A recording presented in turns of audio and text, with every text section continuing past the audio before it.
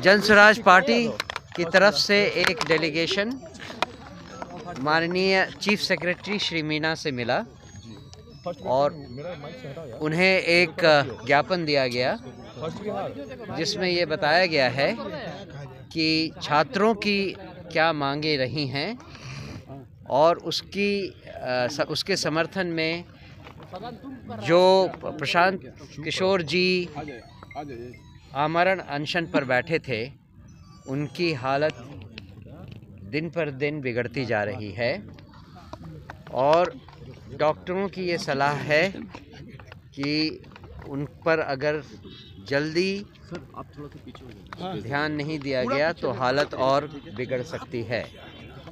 हमने अपने ज्ञापन में चीफ सेक्रेटरी महोदय से ये कहा है कि जल्दी से जल्दी छात्रों की मांगों पर विचार किया जाए और उनके एक शिष्टमंडल को मुख्यमंत्री से मिलवाने की कोशिश की जाए। अगर ऐसा हुआ तो इस अनशन पर प्रशांत किशोर जी विचार करेंगे और अगर देर हुई तो उसके कॉन्सिक्वेंसेस बहुत गंभीर हो सकते हैं। धन्यवाद। एक चीज जेडीयू ने कहा है प्रशांत किशोर जो हैं वो फर्जीवाड़ा किए हैं, इस पर आपकी पार्टी क्या कहेगी? सर, जो उनकी वैनिटी वैन पकड़ी गई है उसकी परिवहन विभाग ने जांच कराई है, तो रजिस्ट्रेशन से लेकर चेजिस नंबर तक में गड़बड़ी पाई गई, इस पर क्या कहेंगे, ये पूछना चाह रहे हैं। और किसी को कोई एलिगेशन के बारे में बोलना है? मुख्य सचिव क्या बोले? ये जेडीयू का आरोप है। पहले आरोपों के बारे में बात हो रही, किसी और का कोई आरोप है क्या? अच्छा, तो जो लोग ये आरोप लगा रहे हैं उनसे केवल आप इतना कहिए कि आरोप प्रत्यारोप लगाने के बदले जरा वो छात्रों की मांगों को लेकर जिस तरह का सत्याग्रह किया जा रहा है वो करके दिखाएं।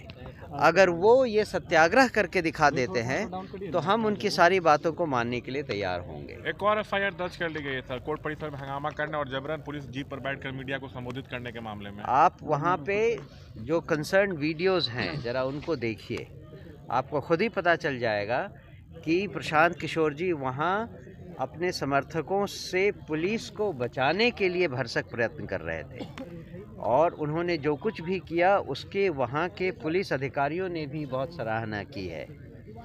तो उन पर इस तरह के लांछन लगाना गलत है और हमें लगता है कि सरकार अगर इसका सही विश्लेषण करे तो उन्हें भी सच्चाई का पता चले। पुलिस वाले की हाथ टूट गई है।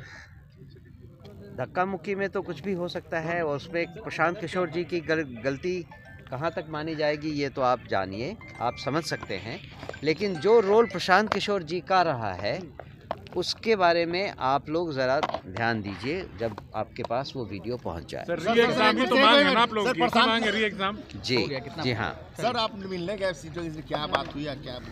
वो तो हमने बता दिया आपको कि हमने उन्हें सारी सिचुएशन के बारे में कहा और ये भी बताया कि छात्रों की मांगें क्या हैं और किन कारणों से प्रशांत किशोर जी को सत्याग्रह पर बैठना पड़ा।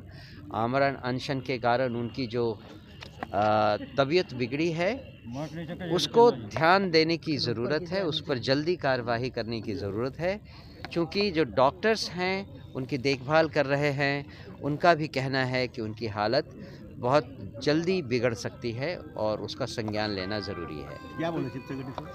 उन्होंने कहा कि उनको ये मिल चुका है, उनके संज्ञान में हमने ये बातें दी हैं और इस पर कार्रवाई करने की वो जल्दी से जल्दी कोशिश करेंगे। Thank you.